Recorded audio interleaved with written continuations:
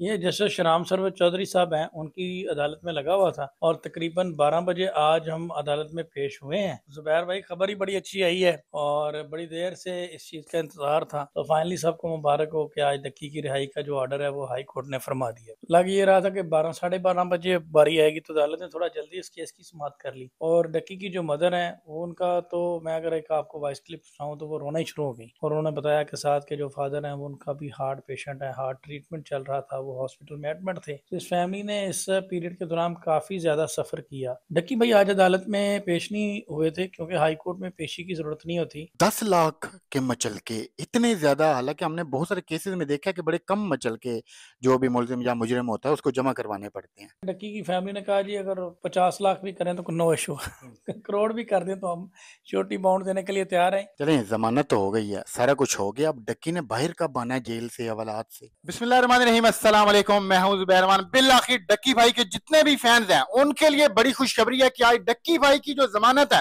वो मंजूर हो गई है और अन करीब डक्की भाई फिर से यूट्यूब के ऊपर आकर अपने व्लॉग्स बनाएंगे और लोगों को उनसे महजूज करेंगे।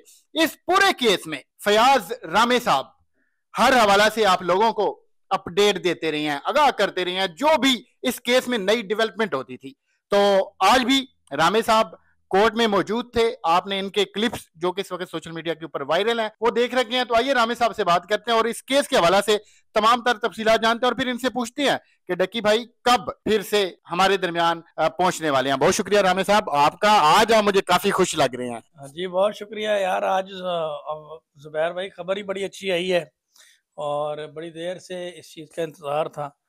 फाइनली आज मैं कहता हूँ कि कान सुनने को तरस ही गए थे कि डक्की यार कब रिहा होगा। तो फाइनली सबको मुबारक हो कि आज डक्की की रिहाई का जो ऑर्डर है वो हाई कोर्ट ने फरमा दिया। अच्छा, ये जो केस था ये कौन से हमारे जस्टिस साहब हैं जिनकी अदालत में लगा हुआ था? ये जस्टिस श्याम सरवत चौधरी साहब हैं, उनकी अदालत में लगा हुआ था और तकरीबन 12 बजे आज हम अदालत में पेश हुए हैं और 2 से 3 मिनट के बाद अदालत ने बेल अलाउ कर दी है। बस उन्होंने इन्वेस्टिगेशन ऑफिसर से पूछा है कि आप बताएं कि इन जराइम की सजा क्या है।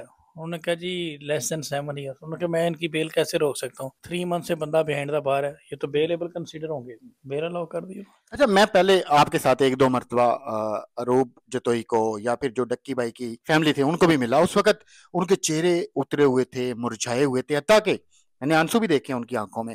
आज जैसे ही जज साहब ने कहा कि बेल, क्या उस वक्त उनके जज्बात थे? आज असल में वो अभी रास्ते में ही थे तो बेल अलाउ होगी। लग ये रहा था कि 12 साढ़े 12 बजे बारी आएगी, तो अदालत ने थोड़ा जल्दी इस केस की समाअत कर ली, जिसकी वजह से वो अभी रास्ते में थे तो बेल अलाउड होगी। लेकिन बहुत ही ज़्यादा वो खुशी में थे और डक्की की जो मदर हैं वो उनका, तो मैं अगर एक आपको वॉइस क्लिप सुनाऊँ तो वो रोना ही शुरू हो गई और वो जज्बाती थी। उन्होंने शुक्रिया अदा किया और बहुत ज़्यादा, बल्कि उन्होंने नवाफल कहा कि मैं पढ़ लूँ और वो बहुत ज़्यादा मतलब खुश थी और एक तरह से रो रही थी कि मैं हमने एक बड़ा एक मुश्किल वक्त गुजारा। और उन्होंने बताया कि साथ के जो फादर हैं वो उनका भी हार्ट पेशेंट है, हार्ट ट्रीटमेंट चल रहा था, वो हॉस्पिटल में एडमिट थे। तो इस फैमिली ने इस पीरियड के दौरान काफ़ी ज़्यादा सफ़र किया, तो वो काफ़ी ज़्यादा परेशान थी।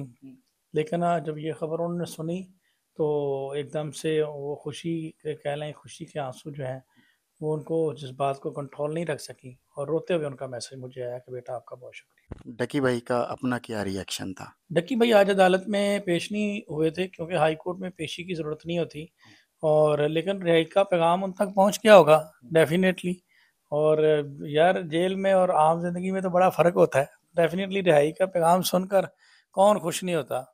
रमेश साहब, 10 लाख के मचल के इतने ज्यादा, हालांकि हमने बहुत सारे केसेस में देखा है कि बड़े कम मचल के जो भी मुलजिम या मुजरिम होता है उसको जमा करवाने पड़ते हैं। ये अदालत की अपनी सेटिस्फेक्शन है, अदालत जितना भी कहे, इसकी कोई फिक्सड अमाउंट नहीं होती। लेकिन डक्की की फैमिली ने कहा जी अगर 50 लाख भी करें तो नो इशू, करोड़ भी कर दें तो हम श्योरिटी बाउंड देने के लिए तैयार हैं। इवन डक्की की तरफ से ये इंस्ट्रक्शन थी कि वो अपना पासपोर्ट भी सरेंडर करने के लिए तैयार है, क्योंकि कहा ये जा रहा था कि वो भाग रहा था, तो उसने कहा मैं कहीं भी नहीं जाने वाला, मैं यहीं पे हूँ और अदालत बेशक मेरा पासपोर्ट जो है उसको रख ले और जैसे कोर्ट सेटिस्फाई होती है। चलें, जमानत तो हो गई है, सारा कुछ हो गया। अब डक्की ने बाहर कब आना है जेल से, हवालात से? हाँ, ये है, ये इंशाल्लाह कल। आज तो प्रोसेस नहीं अभी तक कंप्लीट हो सका, साइन वगैरह ये वो, कल इंशाल्लाह हो जाएगा। कल आप भी जा रहे हैं फिर? डेफिनेटली जाएंगे इंशाल्लाह पूरा। आप आपको पता है मुजाहिद तो फिर मुजाहिद होता है, हम पहुंच जाएंगे हर जगह। आपका सर जाना बनता भी है। पहुंच जाएंगे जी पूरा इंशाल्लाह। अब काम एंड पे पहुंच गया तो इसको पूरा पाया तकमील तक पहुंचाएंगे। वैसे ये बड़ा कम होता है कि हमने देखा हो कि कोई इस तरह मुखलिस तरीके से जो भी फैमिली होती है उसके साथ चल रहा हो। और ये फयाज रामे साहब की अच्छाई भी कह लें, ये आप इनकी नेक नियति भी कह लें कि बेलोस बगैर 1 रुपया लिए पजन कोई पैसे इतनी ले सन। सर वो तो डकी की फैमिली बता देगी खुद ही।